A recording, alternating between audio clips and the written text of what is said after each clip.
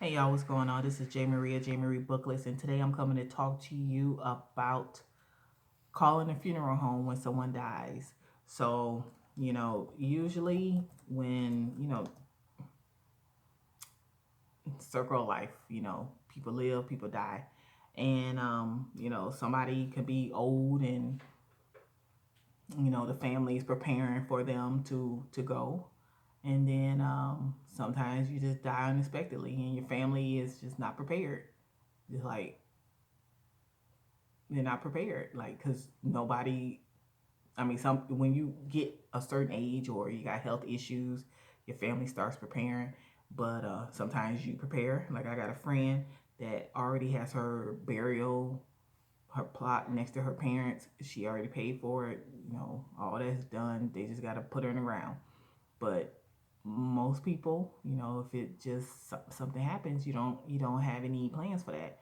So usually the family handles everything. They have that, if a person dies, they'll have a funeral home that they are going to use, but sometimes they don't.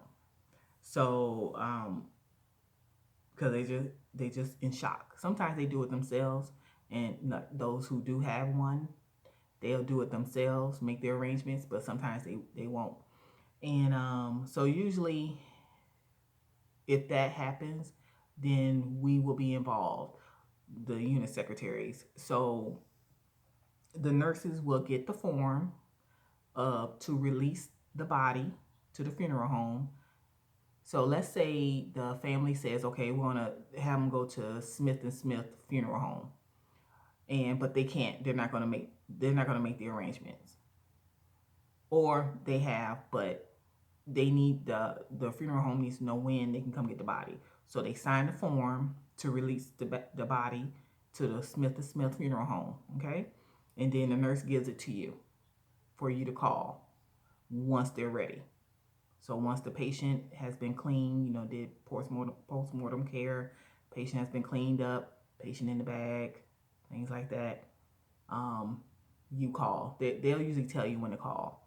So you call, and they usually ask the patient's name, the spouse or the next of kin. I think they ask the next of kin.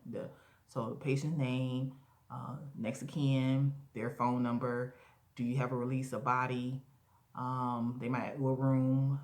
They'll ask what room, or like they'll ask what room, or they'll ask if the patient's in the morgue, because you take the body down to the morgue. Like, they want to know where to pick the body up, and so they can go to the morgue or they can come to the room. Just all depends. And and I'm trying to think what else, like date of birth, insurance. I don't know. It's just some questions they ask, but I know they ask the name, patient's name, the next of kin, their phone number, where they're taking the body to them, and the release of body, and I don't know, because it wasn't really that much on that form. And so if the patient is going to the morgue, they're going to pick the body up from the morgue. You tell them that, and, take the body down to the morgue.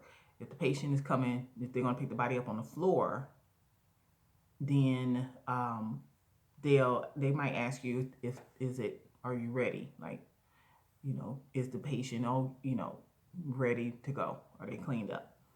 And the answer is yes. Then they'll tell you estimate time and when they're coming. If the answer is no, then okay, but they no, but the nurse should be done. They should be done in like 30 minutes. Okay, they'll give another estimate time. So then in the ICU, I mean, they came. I'm trying to think. I really don't really remember when I worked on the other floor. Maybe I just didn't pay no attention. But then again, we didn't really have that many patients die on the main floor. We had colds, but I never really had too many colds when I worked. So yeah, that's probably why I didn't see too many funeral homes, or them taking the patient down to the morgue. The CNAs taking the patient down to the morgue. But in ICU, they would take them down to the morgue, or just depending on what was going on, they would be in a room.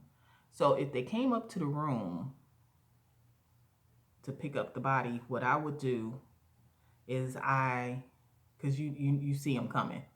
So depending on what room the body is in, I would get up and I would go and pull the curtains, because ICU we had curtains. Go and pull the curtains to the other rooms, because the last thing you want to see when you got Pawpaw in the ICU that is intubated, the last thing you as a family want to see is a stretcher, and that's them coming to get a body. That's like the last thing that you already, because Pawpaw already intubated. The last thing you want to see is a stretcher, because now your mind gonna start. So I would pull the curtains, and then they would go get the body and cover it, and then go. And then I would go and I would open the curtains back. And I would just tell them, so I'm just gonna close it for just a second, and then they get in, get the body, get on out, and then I would open the curtains back. Because the last thing you want to see, because we do not want that, because they gotta go, like depending on where the patient was, because they're gonna come in the one door and go out that door. But if the patient is always, sitting there in the room down there by me, they gotta come through the whole unit. And you don't want them seeing that. You don't want the family seeing that. You don't want the other patients seeing that. Like, when somebody coming to get somebody done died and they coming to get them, okay? Same thing like when we would take them to the morgue. They had a certain type of stretcher that the body went under. It was like 2 levels, and the body, it was 2 levels, and you put the body between the levels, and then you would cover it with a sheet or a blanket, and then you would go. But like those that worked there knew that was somebody who died. But people who just visitors or whatever, they wouldn't put 2 and 2 together that there's a body under there, because you don't want people to see that. Same thing with like there are no signs in the hospital that says the direction to the morgue. Because I was like, I had been there for years, and I didn't know what a morgue was. And then my work husband, he was like, he said, there are no signs to the morgue. I said, yeah, I guess not, because I ain't never seen the sign to the morgue. And I go up and down that hallway every day. And so me and my work husband, we went down there one day. We took a body. And that's how I found out what a morgue was. Because I've been there for a long time. I didn't know what a morgue was. So yeah, there are no signs advertising the morgue. And I mean, some hospitals might have it, but they said no. You usually won't find that. So the most important thing, like most families, they already have that figured out.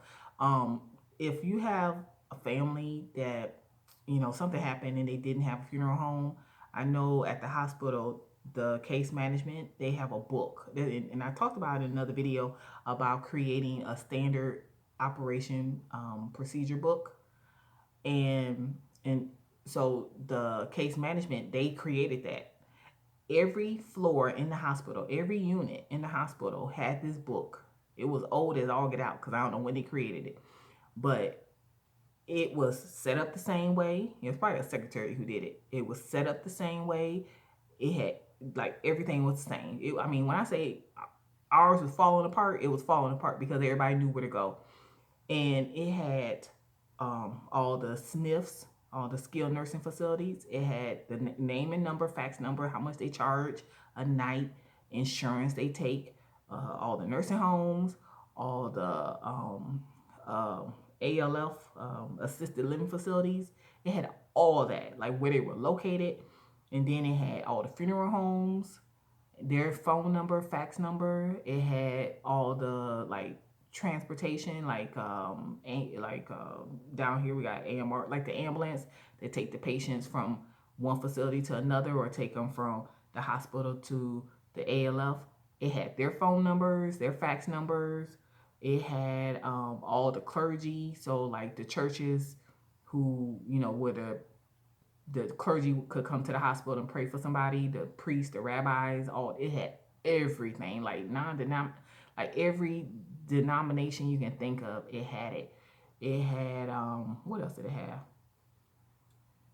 God, that book was thick. And every floor had one. Do you understand what I'm saying? So like if we had a family that did not know a funeral home, didn't know a name, we had a book, and on there had the list of the funeral homes, and we make a copy, give it to them, and then they pick, and then you know call around, do what they do, and then we get a name, and that's how we did it. But yeah, that oh my God, that book was thick. It had a lot. It had the funeral homes, the other hospitals in the area, transportation, SNF, ALF, nursing homes, um, the clergy. Because I used to call down all the time when people wanted priests, like when they were dying, and I would get that book and I would call down. I mean, we had clergy that come to the hospital, and finally they got one on staff. But I used to call all the time because if they're Jewish, they need a rabbi and things like that. I did that a lot. Oh my God, that book was thick. I can't even think of all. I can't even think of all. And every unit had one. Every unit. I'm telling you, a secretary did that because that was some organization, and that thing was old, but it was useful. We knew where to get it. Like on our unit, it was over by in the ICU. It was over by the charge nurse, but on the other floor, I guess it was over there by us. I'm pretty sure it was by the secretaries because we're the ones. Everybody go to us for everything, and yeah. So, but that's what we do. Like people die unexpectedly, and the family's not prepared. They only have a funeral home. Like my mom, we talked about stuff, but I don't know what to do. I don't know about no funeral home and plan no funeral and all that stuff. We talked about it. Okay, we ain't ready. We gonna be. I'm gonna need a piece of paper. I need you to make a copy and give me a name. Even though I do got a name of a funeral home, um, somebody from church. So that's probably what I'm gonna do. But it's one of those things. So make sure you get a release, a body form. Call. They're gonna ask you the patient's name, next of kin, phone number, where the body is, if it's in a room or in the morgue, and they'll give you estimate time on when they're gonna come. All right. So I'll talk to you later. Bye.